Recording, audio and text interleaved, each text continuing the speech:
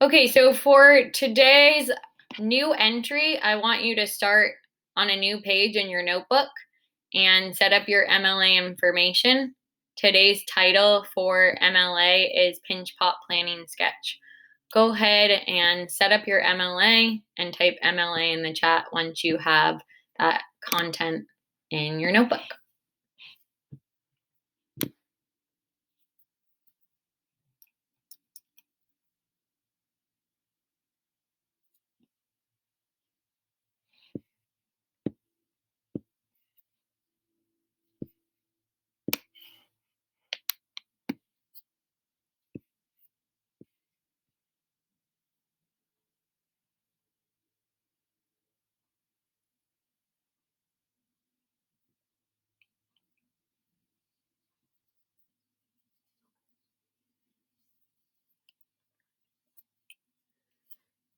So once you have recorded your MLA, go ahead and type MLA in the chat.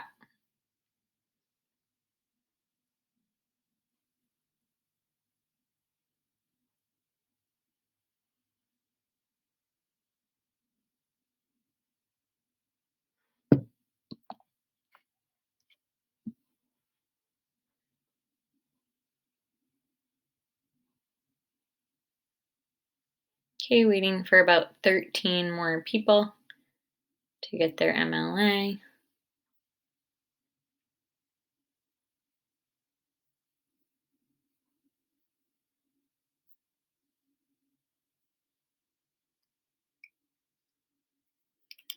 So as we're waiting for the rest, yesterday I was in the studio at the school and making a bunch of Valentines for sale. I'm gonna go set up at the beach probably next Friday because next weekend is Valentine's Day, and try to sell as many Valentines as I can to people passing by, either to go surfing or just walking around at Pleasure Point. I usually do this around Christmas too, with Christmas ornaments and mugs and bowls, and have a really good result. So yesterday I was making a bunch of little hearts and some wall hangings, some mugs, and just some cutesy things.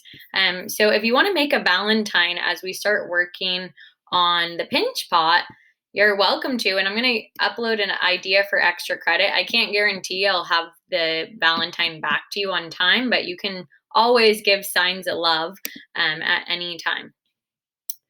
So, pinch pot. I love ceramics because it dates back 12,000 years. From the start of civilization, archaeologists have found different pinch pots all around the world, which now we see in museums. And these are from ancient times. So, this form of pottery, the pinch pot, has been made for so long and has been perfected to present day. And the technique is old school, just literally pinching a form to hold content. So back in the day, the primary uses for pinch pots, no matter the region, was to store spices, salves, which are medicines that are made with different types of oils and herbs, also to store lard, like animal fat. And oftentimes it wasn't used for cooking, the lard was used to light fuel with. So in the caveman days, right, we remember they used to have those torches. Well, they would store the animal fat in these pinch pot containers and they would harvest the clay and so forth. So these pinch pots that we see in the museums are incredibly traditional. And we're going to use that same traditional practice of the pinch pot method to create our first project. So go ahead and write down the definition of a pinch pot. And once you have that definition recorded in your sketchbook, I want you to go ahead and put the word POT, pot, into the chat.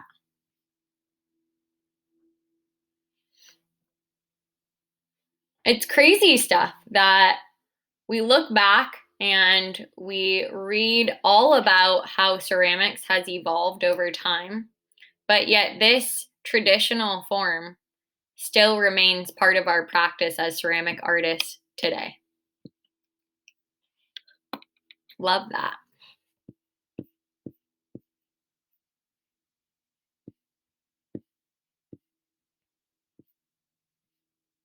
Okay, waiting for 14 more people to record that note and type the word POT, pot, into the chat.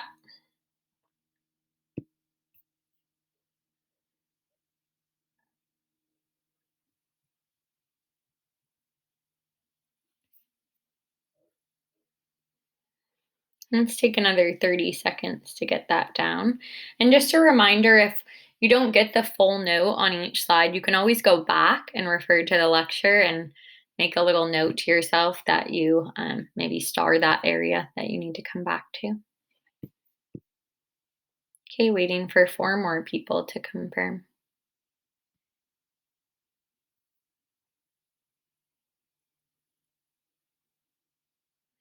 Now, on your 6 stages of clay, the read, write, and respond assignment, I asked you, what are the 4 methods of constructing pottery? Okay, and that answer was found in the article. And so those 4 methods are pinch, coil, slab, and wheel thrown. And so we always start with the pinch, work towards the coil, then work towards the slab. And then the last thing I teach when we have a full year long course is the wheel. So they're in order of skill level.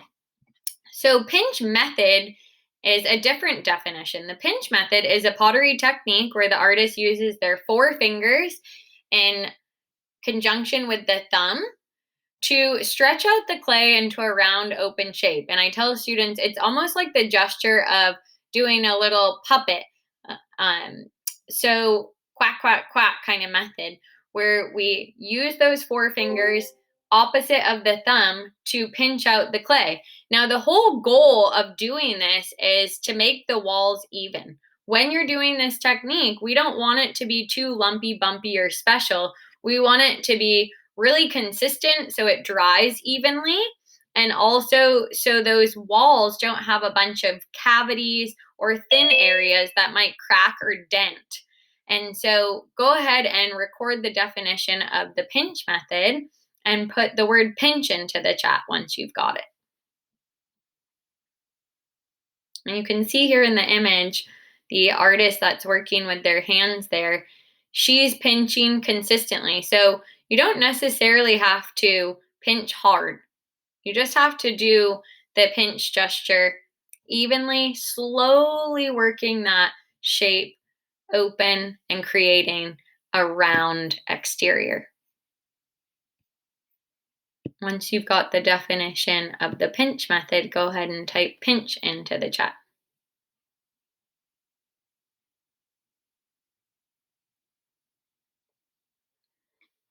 Now, I'm not going to say that it's easy because it's actually not that easy for your first time. But when we look back on this project at the end of the year and we're making 2 pinch pots to create a hollow egg form, you're going to be like, "Oh my god, I remember when the pinch pot was hard," right? Because we build our skills through practice. So, there are going to be some of you that attempt this on Friday during our studio day and have a mega fail. And you're going to realize maybe it's from pinching too hard in certain places or stretching the clay too open. And instead of having a pot, you have a plate. So I've had students try the pinch method up to 5 times until they finally get a form that they're happy with. So that's okay if that's you and you need to pinch multiple pots until you get a form that meets the requirements. If it came easy, it wouldn't be worth it, right? Once we've got the definition of pinch method, go ahead and type pinch into the chat to confirm.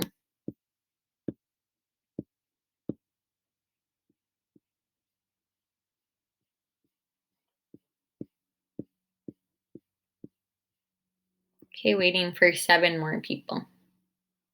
6.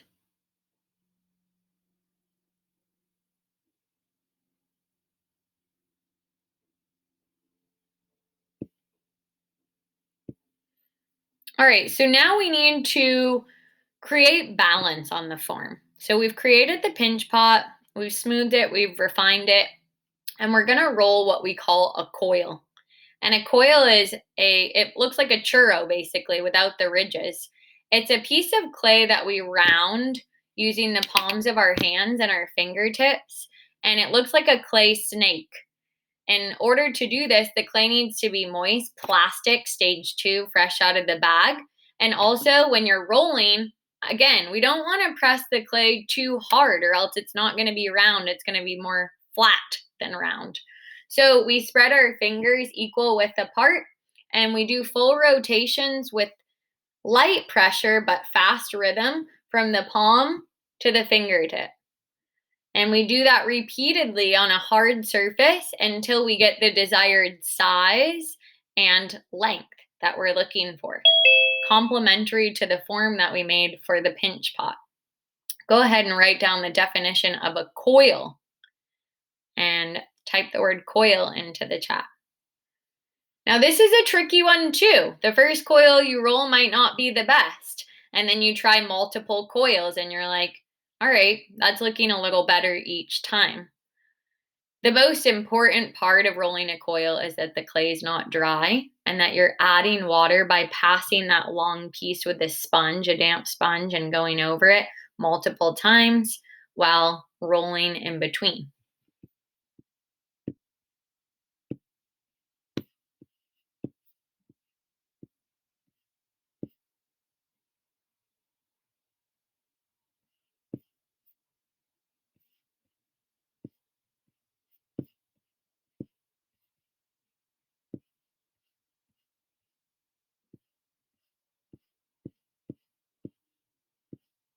Okay, 16 people have typed coil into the chat, waiting for 8 more of you.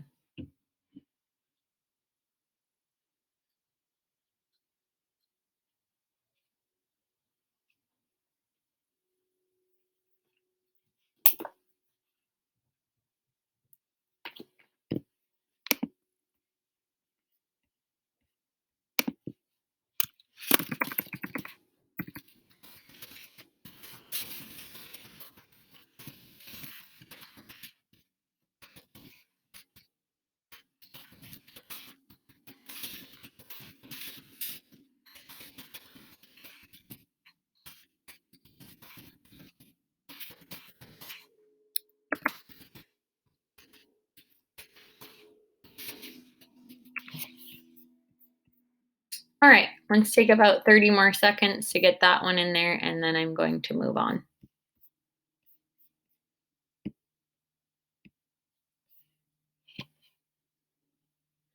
Now, a lot of people get cracking the first time, and a lot of people get something that's not round, and that's okay.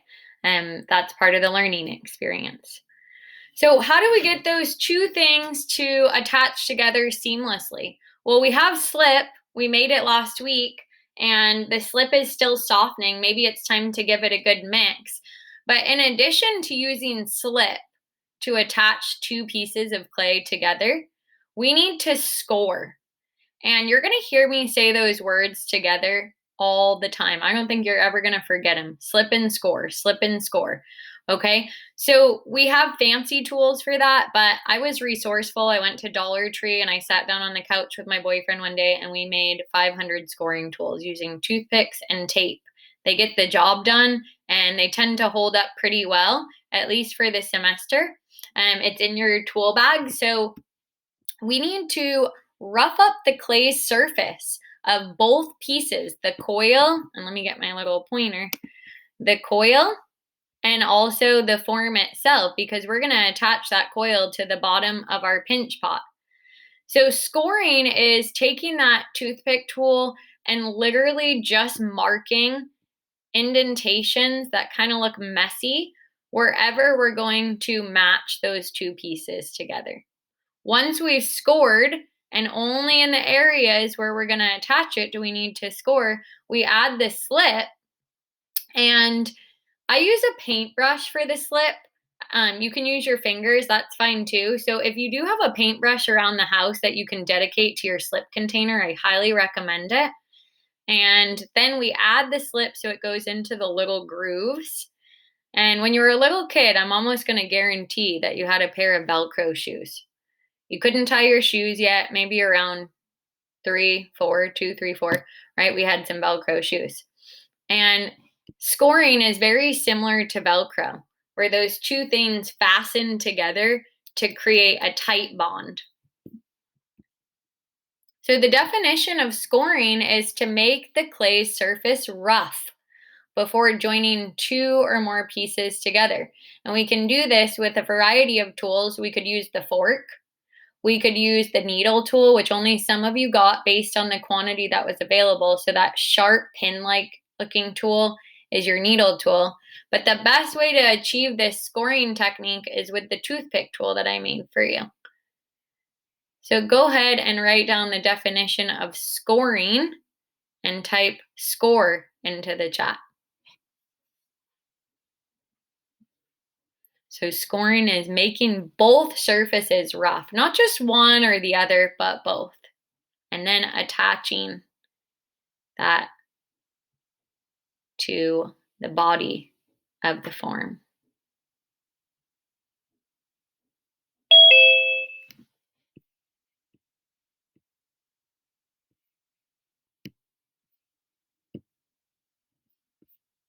Once you have the definition for scoring, go ahead and type score into the chat.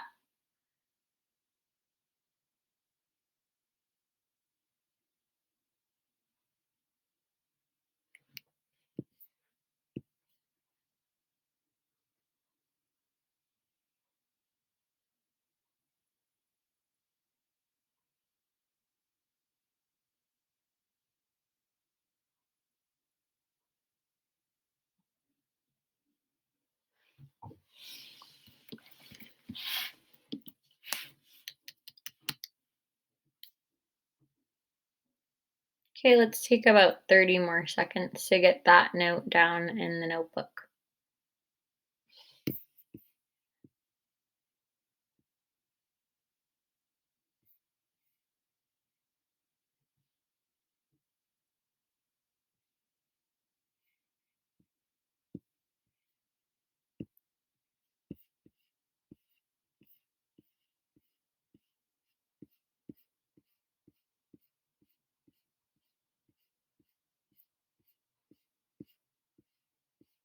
Okay, waiting for 8 more people to get that one done. So Joseph, we started taking notes about 15 minutes ago. Why don't you pull up the lecture titled Pinch Pot underneath the classwork tab and find the first slide that has MLA information and start there. We're starting a new entry and we are on the scoring slide. Not sure what number that is.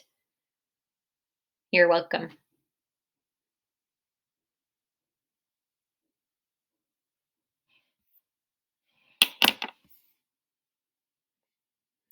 All right, moving on. Okay, I'm going to make a modification on this slide. We know what slip is. We've written down the definition. We've made it.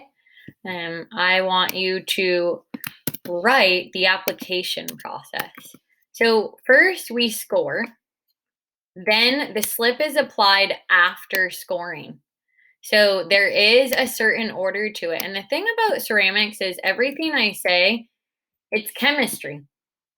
There's a reason for it. Just like there's a reason for adding different elements from the periodic table to an experiment, there's an order to it, right? So similar to ceramics or to chemistry, ceramics is going to be a very sequential process. So go ahead and write down time for slip and write slip is applied after the clay has been scored. Type slip into the chat once you have that note. I'll be right back. I just need to get some water.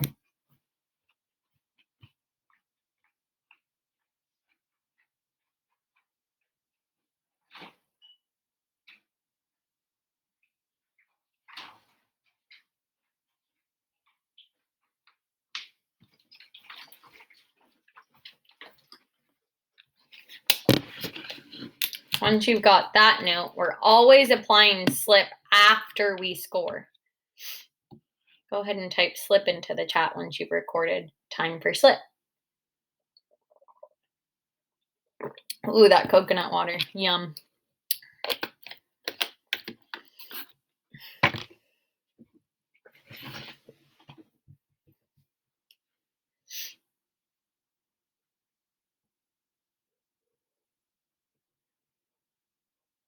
And again, we see the slip container here, and there's a paintbrush in it. And we also see some chunks of slip on the side, but the slip should be more or less soft if you created it last Friday. And if you still need to do that, get on it. We're not going to be attaching anything until next week, but we want that slip to work and do its job and really sink into our score marks.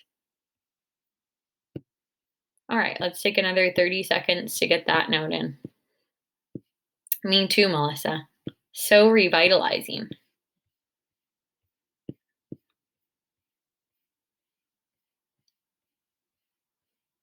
Okay, waiting for 2 more people to get that note.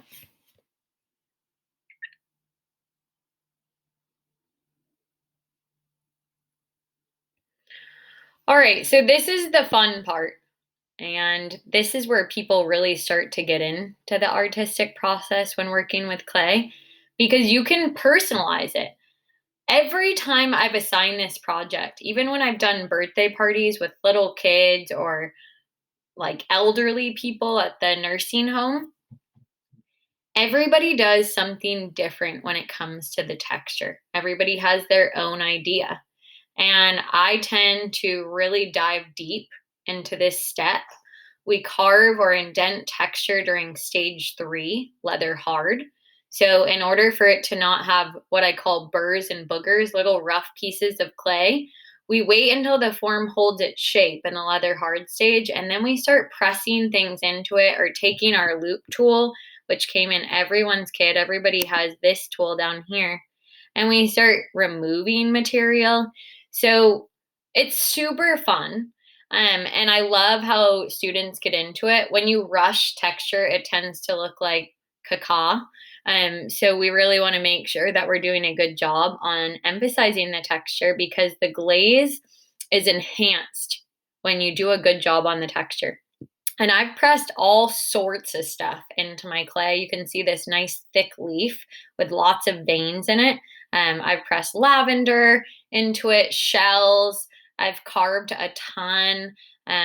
So I remember one time I made a huge life-size antelope. This is like my second year of college. And I was just sitting there at lunch and I saw this guy eating a cantaloupe. And I thought, how cool would that be if I said I took a cantaloupe and made texture using a cantaloupe on my antelope?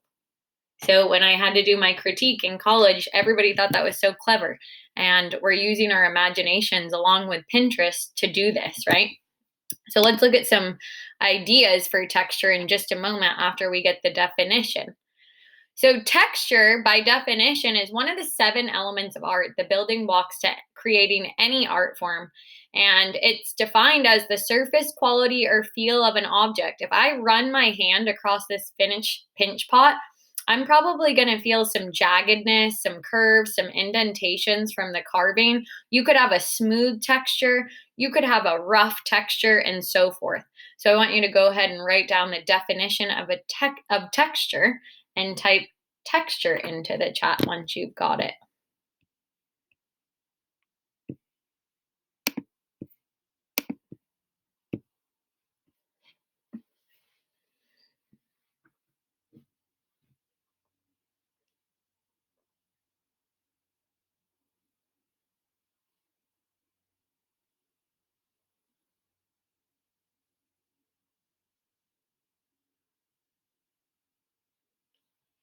So pretty much everything has texture.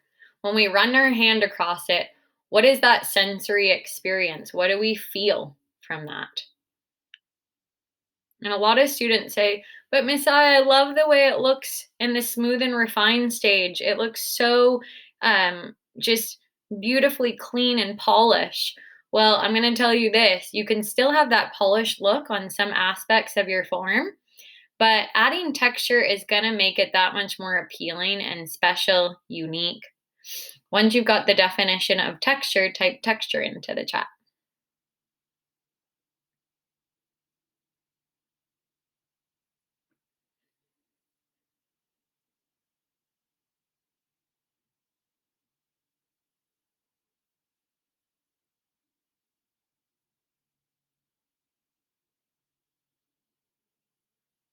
Another thing I want to say about this, there's always somebody in the group who tries to make the pinch pot, add the coil foot, and do the texture all in one day. It doesn't work. Okay, because of the stages of clay, you have to do each step on a given day. And the process of making this is probably going to take a couple of weeks in total, from the beginning to making, to adding texture, to firing, to glazing, to firing it again. So if you rush texture, you rush anything in the clay world, I can tell. So I want you to utilize the time that you have and really have fun with this. This is where you get to experiment and take a mound of clay with your bare hands and manipulate it into something that you're proud of.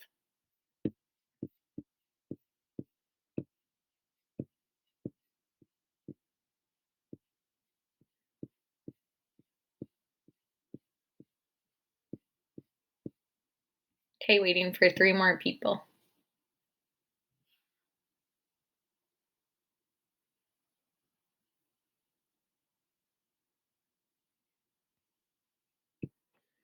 All right, so last year, um, which was just last semester, I had a student find this texture idea on Pinterest using pasta. So the example I showed you at the beginning, this is what she used, this or the ziti, and on the end of it, it almost looks like a flower petal.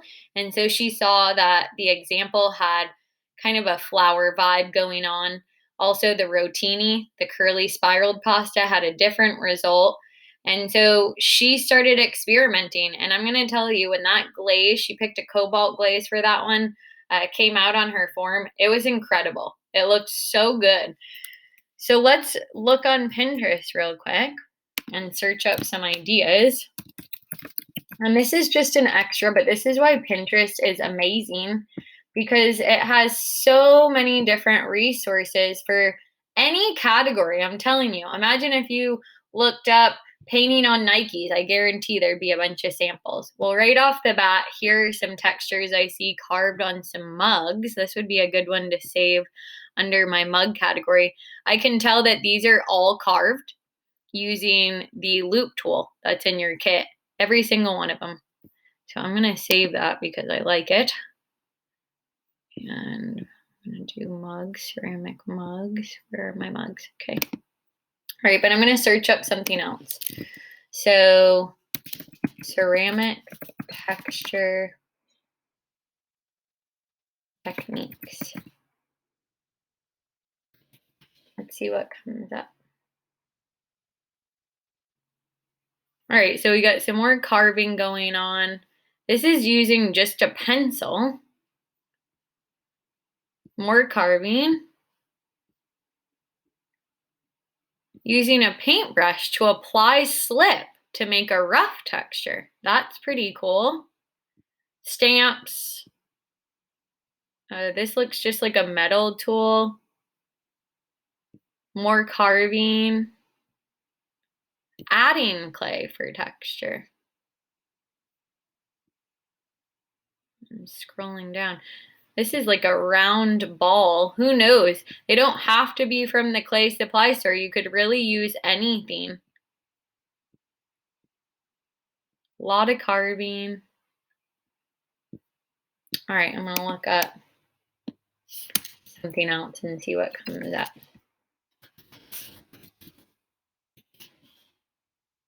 I'm just typing in clay texture, see if I get any different varieties, which I did. A lot of stamps. Ooh, earrings. That's super cute. This is a texture ball, so maybe you have something at home. Think about it as you're walking around the house. I want you to look for something that might create a texture. This is an old school can opener. That's super cool. I love the way that looks. And it looks like they turned it upside down to create the diamond shape and then just kept pressing and pressing to get this cool, trippy pattern. I'm going to save that too under my pinch pots. Okay, so you don't need to be doing this. I'm just showing you how we can use Pinterest as a continuous resource. All right, I could get lost in this, so I'm going to stop for time's sake because, like YouTube for some people, Pinterest is like that for me. All right, so textures. Last thing we need to think about is that I have 100 pinch pots coming in, and I need to be able to identify whose is what. And also, by adding a chop, signing your work, you're going to complete the process of making something, and you're going to call that your own by putting that signature on the bottom. So we see identifying symbols in every culture, on every artwork for the most part. And when art historians find a piece, they try to trace it back to the person who made it using the signature, or what we call in Chinese culture, a chop. So we see Egyptian hieroglyphics that were used by the Egyptians. We see just a natural signature, which we do on paper all the time to mark that something is ours or we approve or understand. Japanese symbol. So in Eastern culture, specifically China, it's custom for artists to create this identifying symbol, this chop, to mark their work and complete the process of creating a form that is unique. Now, every time I go into a store that has ceramics that I know are handmade, the first thing that I do is I pick them up and I look at the bottom. I want to see what the chop looks like. I actually make it part of the art form and I stylize it, which I want you to do too. So we're all going to create a chop, and I want you to write down the definition of a chop and type chop into the chat.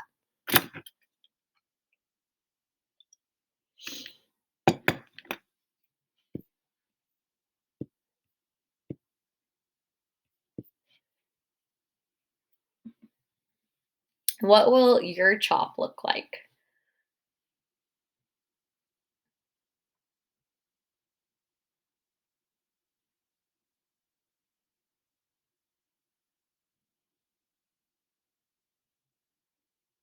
Once you have the definition of a chop, go ahead and type the word chop into the chat.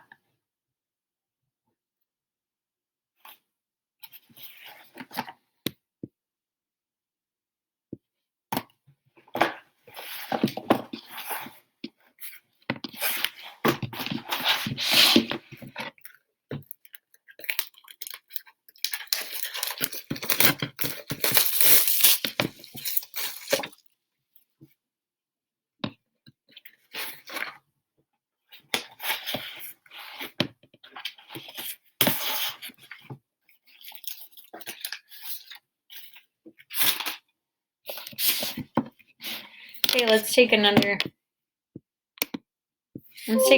30 seconds to get that one in there.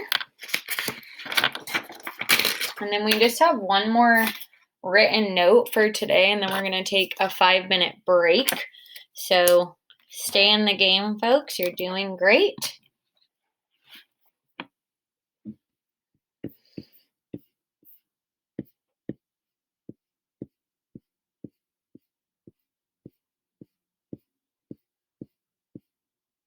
Okay, waiting for 9 more people to get that definition down.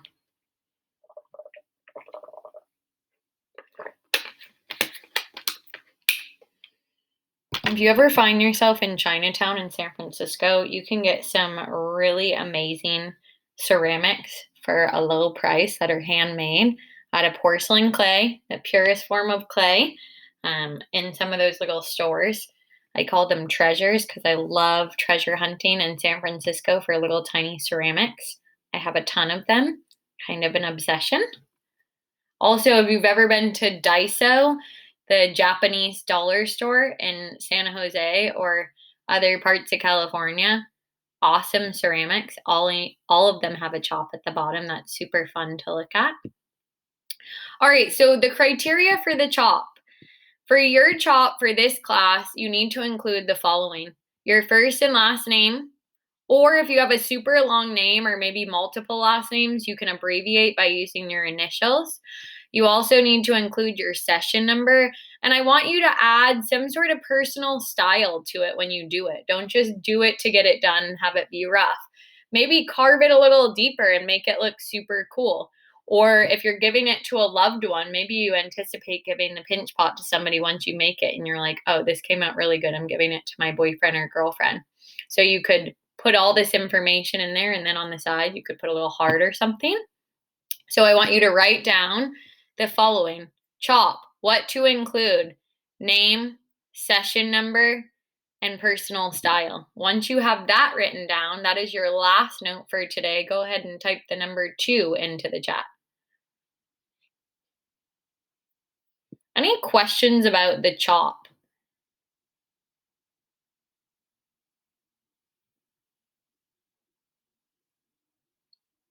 And when you come pick up your finished product after it's all said and done and the glazing has taken place, there are so many students that are like, Messiah, I don't see mine.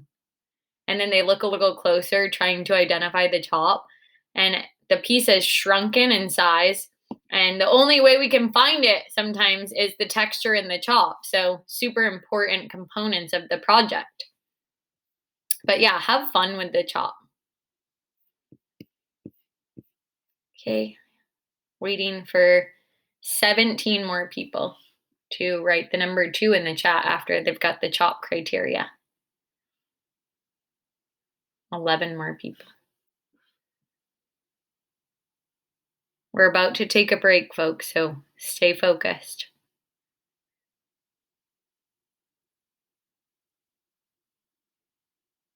9 more people. 7.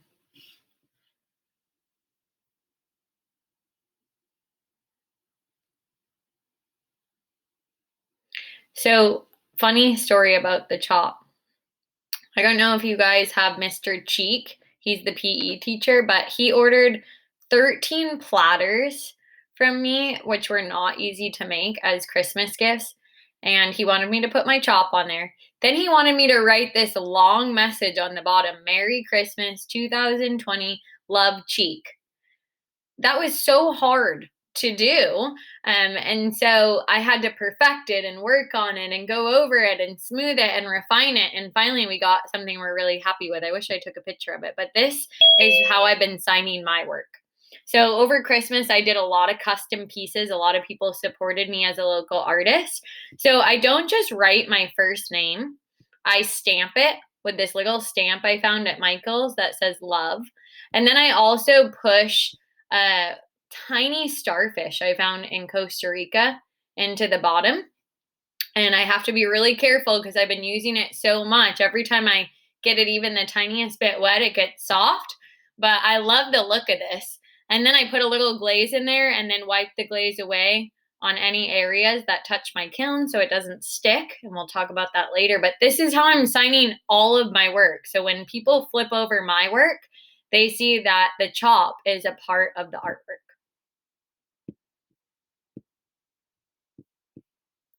Okay, Melissa, thank you for letting me know.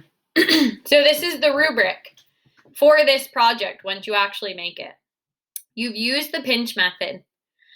You have created a form that is smooth and refined. It has even walls, which means the thickness is consistent all the way around. You've rolled out a coil and you've attached it by scoring and slipping. You've added 2 different types of texture. One could be carved and one could be indented. You've met the size requirement. So it's 4 inches wide by 3 inches tall, pretty darn close, right? We're going for a certain size requirement. You've included that CHOP, and then you've picked a glaze color at the end that you want to cover the piece with and cure it.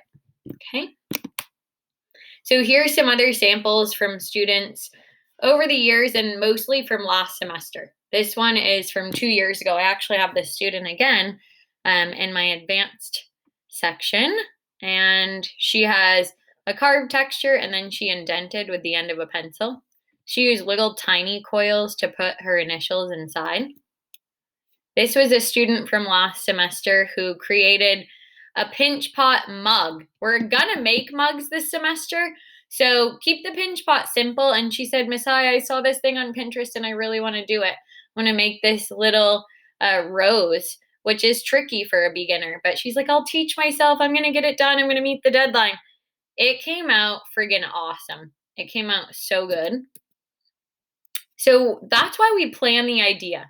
If we went to just go build this with no idea in mind, it probably wouldn't come out as well. So, like I said, just like a good architect plans their building design, I want you to plan your pinch pot. And you're going to look into these 4 criteria when planning it out. Let's look at the assignment sheet that's due Friday. How are you going to get credit for this sketch? So we have the lecture here. The pinch pot planning sketch is under the classwork tab. And what you're going to do is look over each aspect of it. I'm going to help you plan it out today. So use your class time wisely to get started on this. When it comes to choosing your texture, I want you to maybe wait there and don't copy exactly what I do, and come up with something unique for number 2, the texture. So we've already set up our MLA, check. We looked at Pinterest and got some ideas, check. We're done step 1 and 2, unless you need to still create the Pinterest account. Now we're on step 3. We're going to design the sketch as a group. We're going to cover all 4 aspects of the design.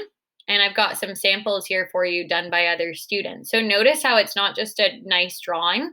You're going to use arrows and side notes to itemize your pinch pot sketch and how you plan to construct each aspect of the design. So if you plan to have little circles like the one you see here in the middle, there's a lot of ways to achieve that. You could indent, you could carve, you could add little balls of clay, you could do a combination of 1 or more of those techniques. I want you to tell me in writing, making a little side note of how you're going to do that. Once you've got the sketch completed and ready for review and feedback, you're going to upload a picture of that sketch right here, or if you're having trouble putting it into this box, you can attach it to the assignment and just send me a little message on the side. Okay? All right, so let's look at some of those samples in the larger view. So these students both got an A on the project and had 2 totally different approaches. Notice the size of the form. This one's flared out. This one's kind of curved in. The artist told me they're going to carve out the flowers, and then she did a bunch of different designs down here to have some sort of visual reference. This one she didn't end up doing because it was too hard and too many details. This student had a different approach for the flowers. She said she was going to slip and score all these little pieces on, and she did. This artist said they were going to use an earring from the jewelry box. It was plastic, hard plastic, to create an indentation. And then she also told me that the whole pot is going to be yellow. And so she asked me to glaze it in yellow. We don't have every color, but I'll let you know what those colors are when the time comes. This artist said, I'm going to carve all these zigzag lines around. It was too much. It was too much. So she ended up modifying and carving a little bit less. She also told me the inside's going to be smooth. The width of the coil is going to be pretty wide. And then the outside texture is going to feel bumpy.